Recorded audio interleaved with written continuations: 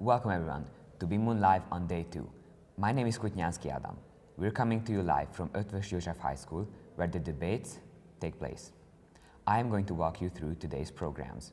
Yesterday, we had a fascinating conversation with David Chik, who was a guest speaker at the opening ceremony. And now, let's have a look at the clip.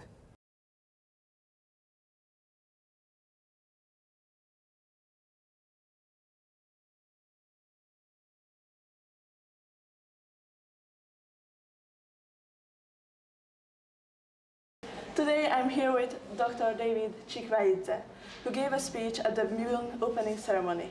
And now we have the opportunity to ask him some questions. We heard that you were invited to attend a UN-related event as well. What made you choose to come to BIMUN instead? Well, I think that Model United Nations is a brand, and it's a community, if you will, around the world. And it does very good work, because we saw today all these young people were so prepared with their country positions. They learned all that, and in learning that, they obviously begin to understand how diplomacy works, and they see the beginnings of compromise, of diplomatic interaction. And I think that Model United Nations is a brand and a vehicle which is extremely important, and that is why I chose to come here. I have been speaking at Model United Nations before, 3 or 4 times. The first time was at the International Model United Nations in The Hague in 1998. I had not been to BIMUN, I did not know about it, and so I wanted to find out, and I wanted to see how well it was prepared and how interesting the students were, and I am very impressed by what I saw. Thank you very much. In your speech, you mentioned that youth is the greatest asset. Yes. Do you think our generation will truly live up to that potential? I think so. I think so. We should not generalize as a rule.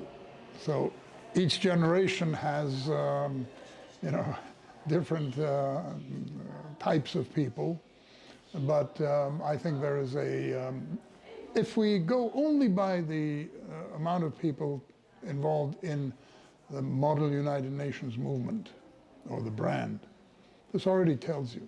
And then I can tell you that I'm a very big supporter of sharing my experience and my knowledge and the knowledge and experience of other professionals, whether they are still in office or retired, to the young generation, sharing it with the young generation.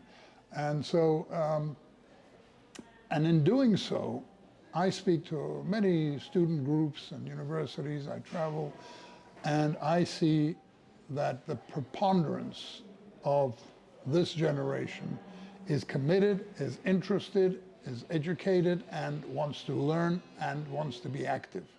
It is only a slight percentage of those who are doing nothing and wanting to be quote-unquote influencers, which I don't know what that means to begin with. Thank you very much. When you were our age, were you already interested in politics and international affairs? Even when I was younger. I was 11, 12 years old. I remember when I was waiting, I was a foreign service brat, as I call it. My father was a diplomat. I was in London. And I remember waiting, instead of some television shows, I was waiting for the 8 o'clock news on the BBC One and for the 10 o'clock news on ITV. There were only 2.5 channels back then. This was 1969, 1970. So yes, I have been interested since I was a kid. Thank you very much. Did you ever participate in something similar to MOON before you started your job? Was I a participant? Yes. No, actually, I did not have the pleasure of doing what your colleagues did today.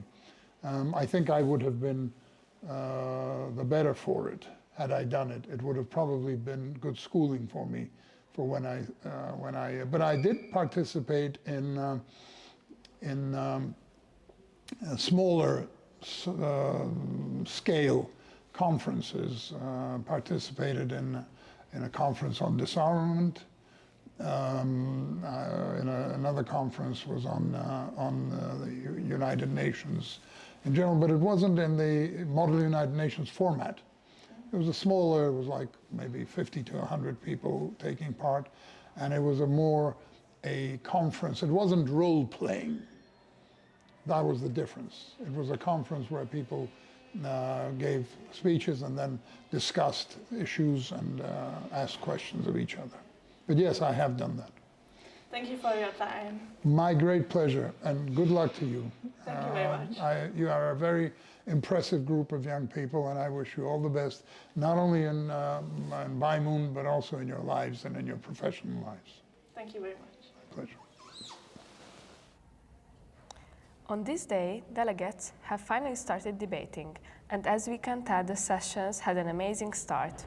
But this wasn't the only thing that happened today regarding debates, as the delegates have received their crisis team. And now I'm going to show you the footage of the interview with the three heads of the crisis.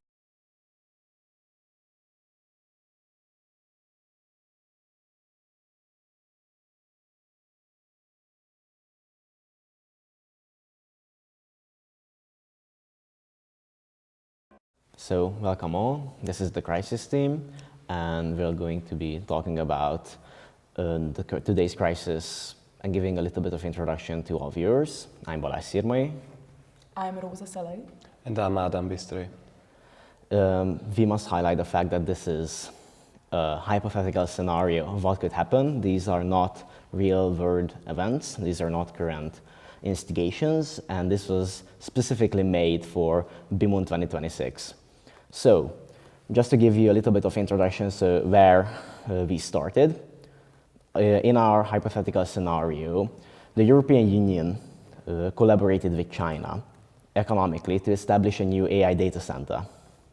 And the crisis behind this is that the United States of America has been the leader and the #1 world hegemon, both militarily and economically. And in the last few decades, we must say that they have been the #1 major power in the international scale. They have never fallen behind in technology. And with the rise of AI, this may be a chance, for example, for the EU to establish their own sovereignty. And this is basically the idea behind it. In our fake scenario, the European Union and the People's Republic of China are willing to sign a cooperative deal on the 19th of April. And before this happened, the People's Republic of China has invaded Taiwan. So, what kind of questions does this raise? Well, first of all, many European leaders do not condone such imperialistic actions, while some of them, for example, the Polish political situation is that Europe must stand behind its current and old ally, the United States of America. And this caused disarray inside the Union and both on the international scale. Stock markets are in a free fall, uncertainty arises, and this will be the Crisis Security Council's topic for today. Okay, so I'm responsible for the HRC committee, the Human Rights Council. And in this fake scenario, basically surrounding the Taiwanese invasion, a global supply shock is triggered regarding semiconductor production. Due to this, basically this economic process, lithium, a valuable resource for semiconductor production, becomes scarce, and eyes turn to Mali.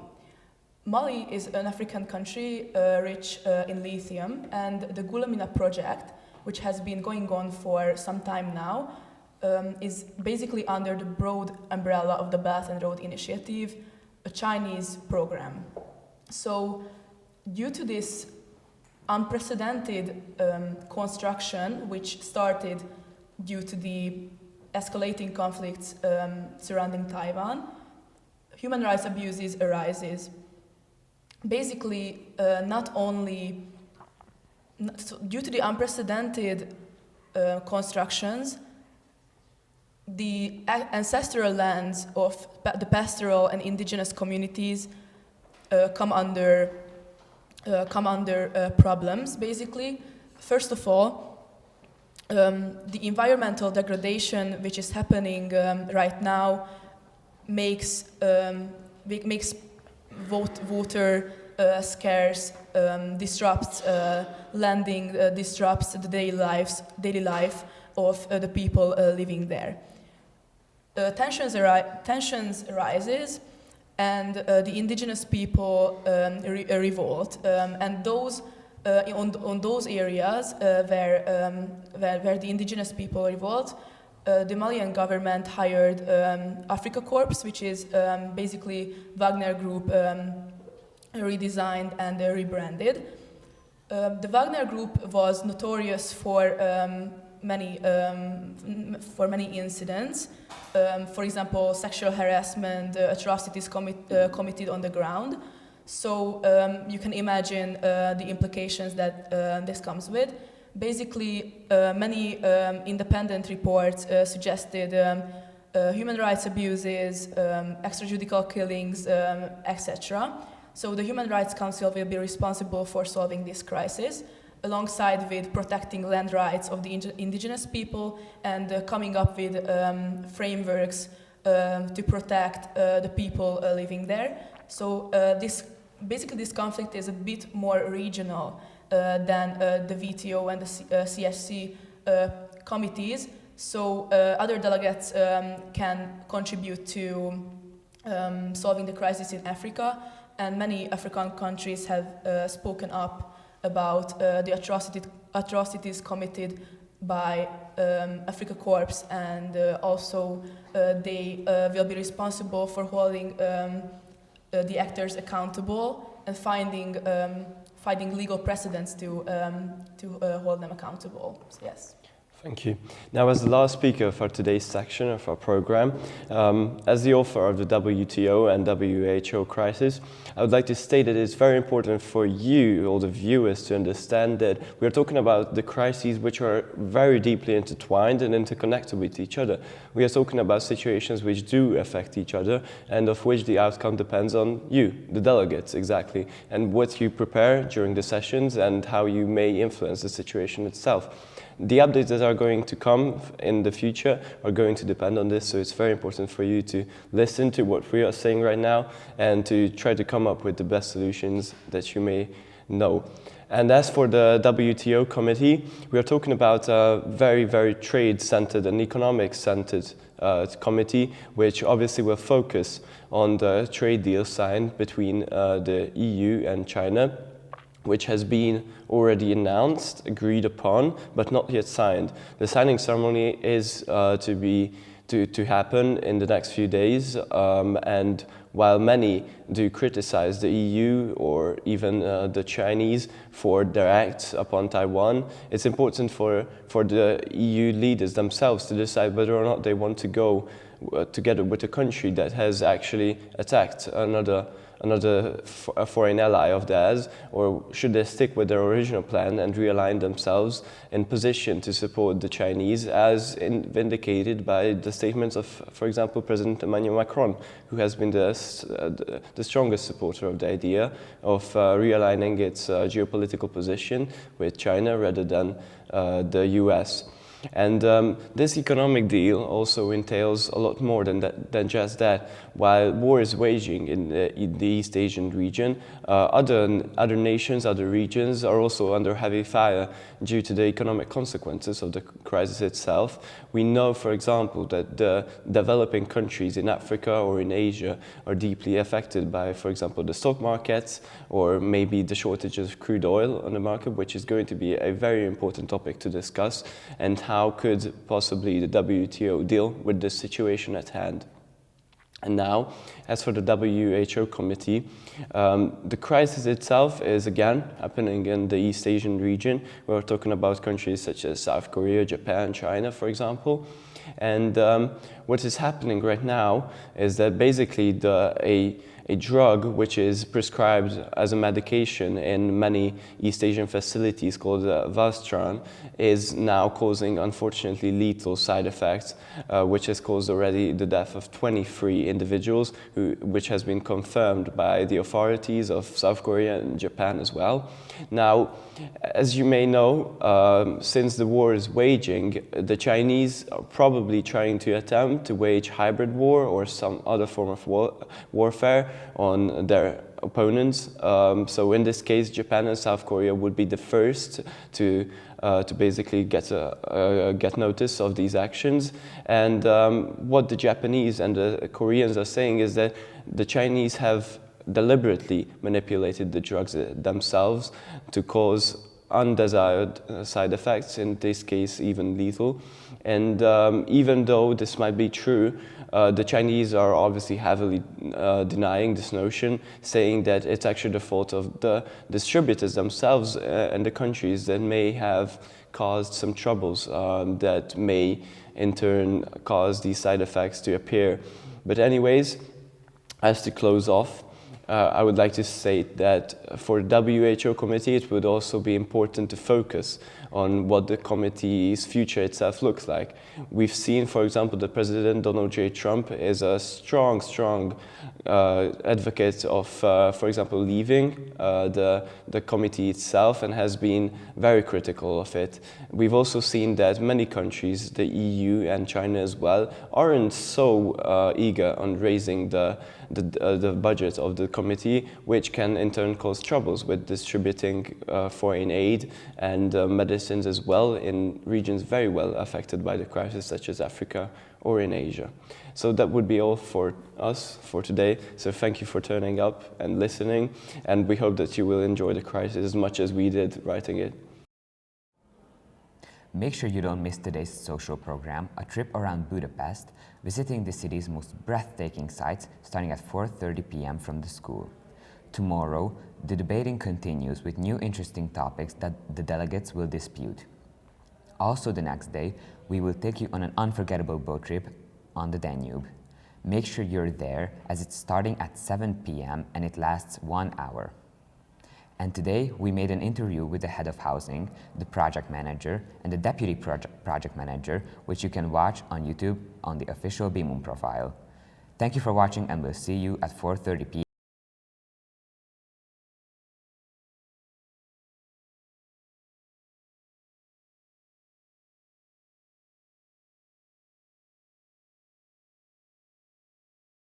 Yo,